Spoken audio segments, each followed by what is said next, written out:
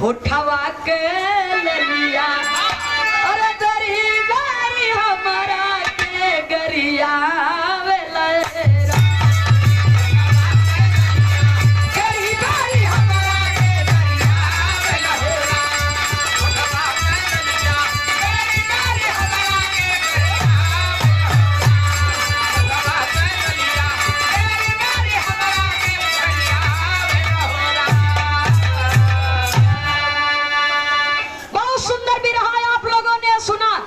ईश्वर कहाँ रहता है, क्या खाता है और क्या देखता है।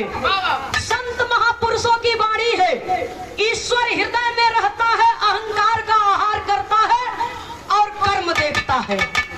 सुनने वाले श्रोता सज्जनों, ईश्वर हृदय में रहता है, अहंकार उसका आहार है।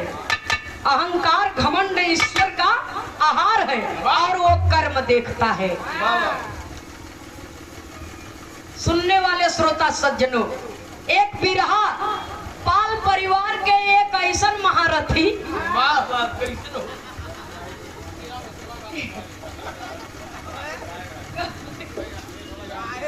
सुरारी ने बजौआ का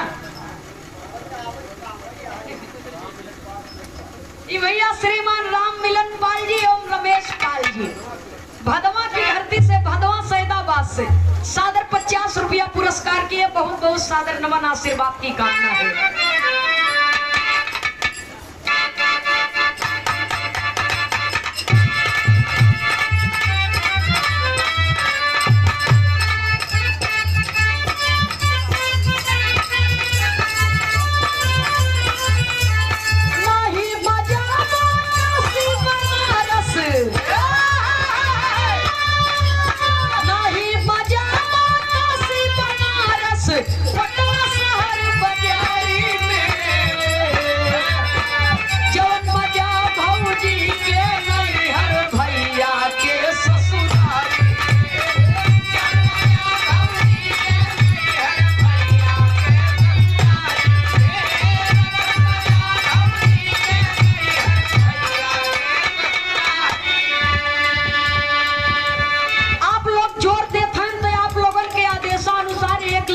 हमारी तरफ से प्रस्तुत होगी। नहीं मजा हवाई सफर में, नहीं मजा हवाई सफर में, नहीं रेल मझारी में, जवन मजा लोहिया के रहिया साइकिलिया के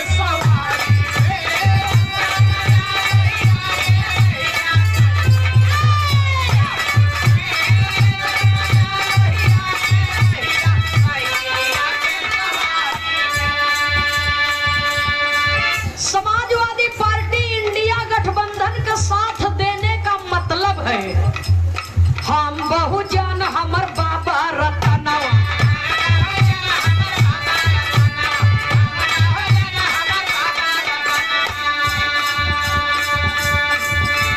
खतरे में बाटे आज संविधानवा, खतरे में बाटे आज संविधानवा, हम बहुजन हमर बाबा रतनवा।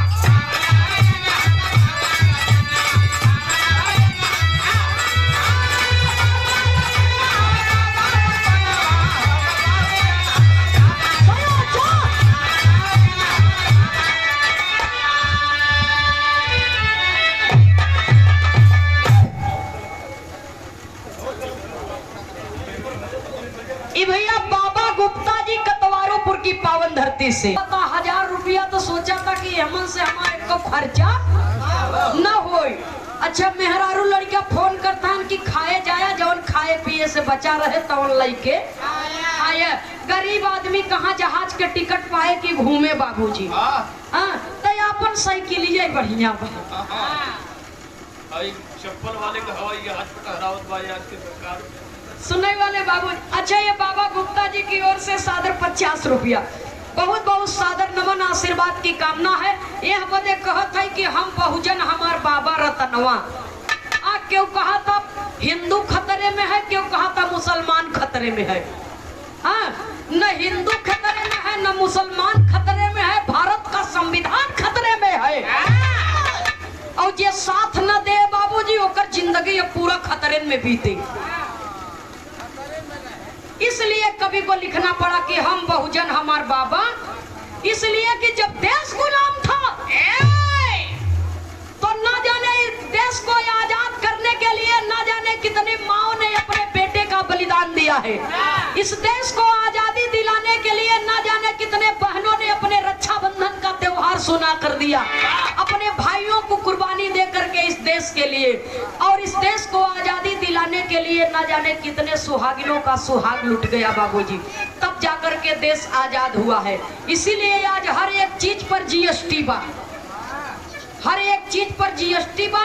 तो अगर क्रांति लाएंगे नहीं तो आजादी मिलेगी कैसे? इसलिए क्रांति ले आना जरूरी है, एकता बनाना जरूरी है। आइए एक बिरहा आपके बीच में प्रस्तुत है, बहुत सुंदर बिरहा आप लोगों ने सुना।